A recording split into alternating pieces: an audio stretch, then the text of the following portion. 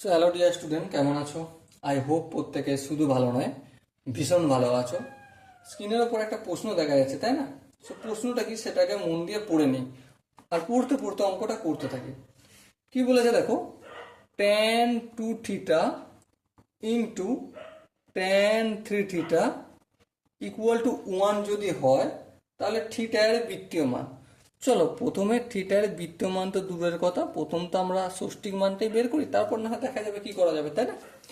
চলো, আমি এখানে একটা কাজ করছি। ট্যান টু থিটা তাকে বাম দিকে রেখে দিচ্ছি। হ্যাঁ, রেখে দিলাম। অপোজিট দিকে যদি ট্যান থ্রি থিটাটা যায়, তাহলে কি হয়ে যাবে? One by tan three theta. হ্যাঁ, ঠিক।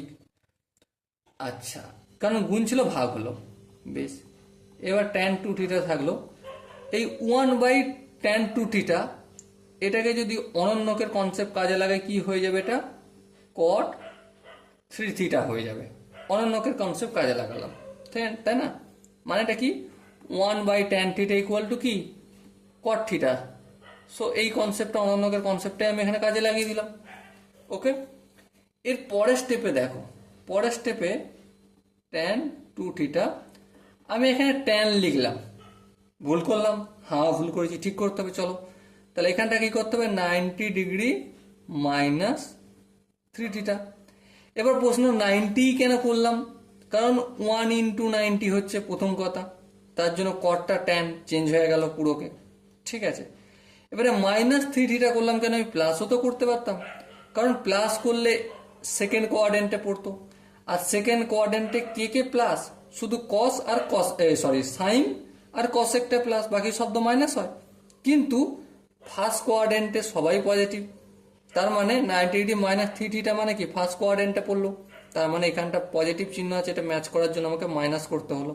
ওকে, সো আলটিমেট কি পেলাম?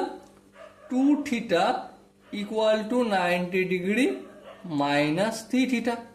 হ্যাঁ, ঠিক। তার মানে এই মাইনাস থ্রি থিটাটা সমান অপোজিট দিকে গেলে প্লাস হয়ে যাবে, আর টু থিটার সঙ্গে থ্রি থিটা যদি যোগ করি কত হয়? 5 theta equal to 90 degree. So theta equal to কি?